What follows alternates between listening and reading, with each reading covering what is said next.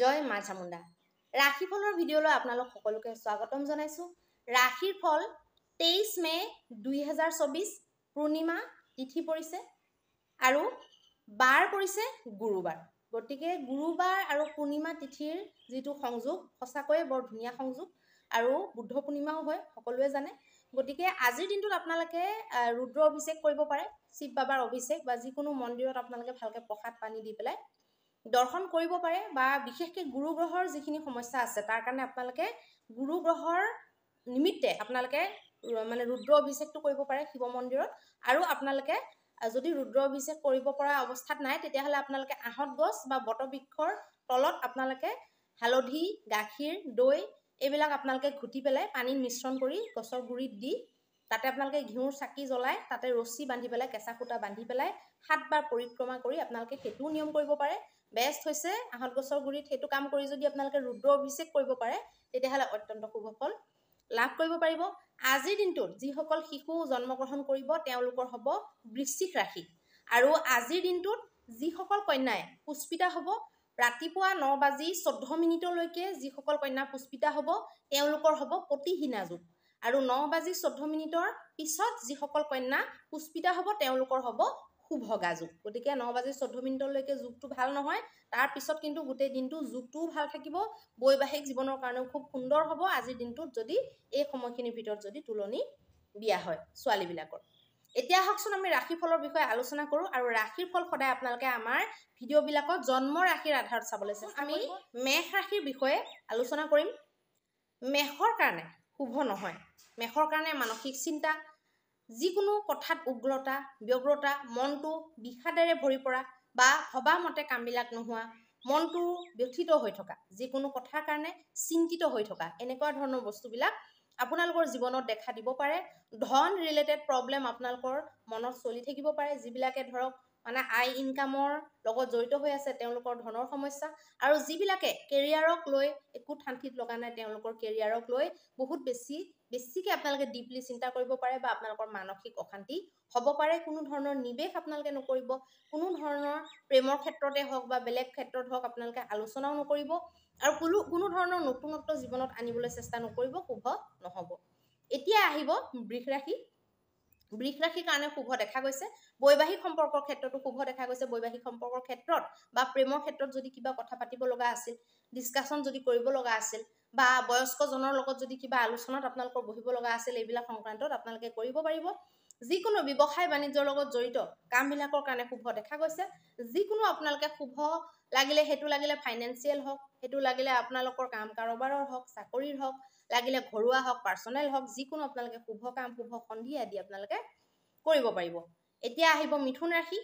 মিথুন ৰাশিৰ কাৰণে শুভ নহয়। কোনো ধৰণৰ ডাঙৰ ষ্টেপ আপোনালোকে নল'ব, কোনো ধৰণৰ ডাঙৰ শুভ কাম আপোনালোকে নকৰিব। বৈবাহিক ক্ষেত্ৰত শুভ নহয়, অকণমান সাৱধান হ'ব। বিবাদ আদি হোৱাৰ সম্ভাৱনা দেখা গৈছে, গতিকে বহুত চাই চিতি আপোনালোকে কথা বতৰাবিলাক ডিছকাছ কৰাটো ভাল হ'ব। মন মুতাবিক সকলো কাম নহ'বও পাৰে, সেইকাৰণে আপোনালোকৰ মনটো অলপমান ইফাল সিফাল বা ব্যথিত হৈ থাকিব পাৰে।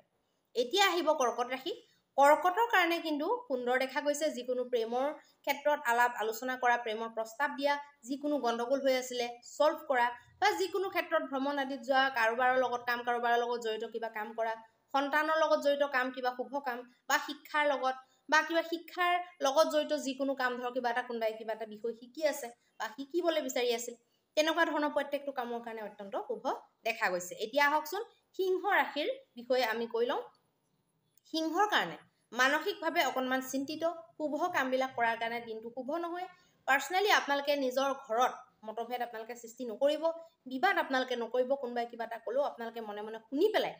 জাষ্ট চুপচাপ থাকি যাব। ক'বলৈ যদি আছে আপোনালোকে বেলেগ এদিনা ক'ব, সেইদিনা আপোনালোকে তৰ্কাতৰ্কি নকৰাটো ভাল হ'ব। আৰু যিকোনো বহুত ডাঙৰ শুভ কাম বা শুভ ডিচিশ্যন আপোনালোকে এই দিনটোত নোলোৱাটো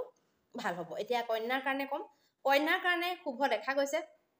বিশেষকৈ মানে যাত্ৰাত থকা যিসকলে এনিটাইম যাত্ৰাৰ লগত যাতায়াতৰ লগত জড়িত হৈ থাকে, এনিটাইম যাত্ৰা কৰি কৰি নিজৰ কাম কাৰোবাৰ কৰি আছে, তেনেকুৱা লোকসকলৰ কাৰণে, যিবিলাকে কিবা এটা শিকি আছে বা শিকিবলৈ খুব লালায়িত হৈ আছে, বা বিদ্যাৰ্থীসকলৰ কাৰণে, যিকোনো খেলুৱৈ বৰ্গৰ লোকসকলৰ কাৰণে, যিসকলে শাৰীৰিক পৰাক্ৰমটো ইউজ কৰি কাম কৰে, মজদুৰবিলাকৰ কাৰণে অত্যন্ত শুভ। দেখা গৈছে কাম কাৰোবাৰত আপোনালোকৰ মুভমেণ্ট খুব ধুনীয়াকৈ বনি থাকিব নিজৰ পৰাক্ৰম খালি কম নকৰিব পৰাক্ৰম কম কৰিলে আপোনালোকৰ সকলো ফালে খেলি মেলি লাগি যাব পাৰে এতিয়া তুলা ৰাশিৰ বিষয়ে আমি আলোচনা কৰিম তুলাৰ কাৰণে বৈবাহিক ক্ষেত্ৰত শুভ নহয় প্ৰেমৰ ক্ষেত্ৰতো বহুত বেছি শুভ নহয় আৰু পইচা পাতিক লৈ অকণমান আপোনালোকে যদি বেফিকৰ হৈ যায় তেতিয়াহ'লে আপোনালোকৰ জীৱনত গৰ্বৰ হ'ব পাৰে গতিকে সাৱধান হ'ব আৰু নিজৰ মুখত মানে বাণীত আপোনালোকে কণ্ট্ৰল ৰাখিব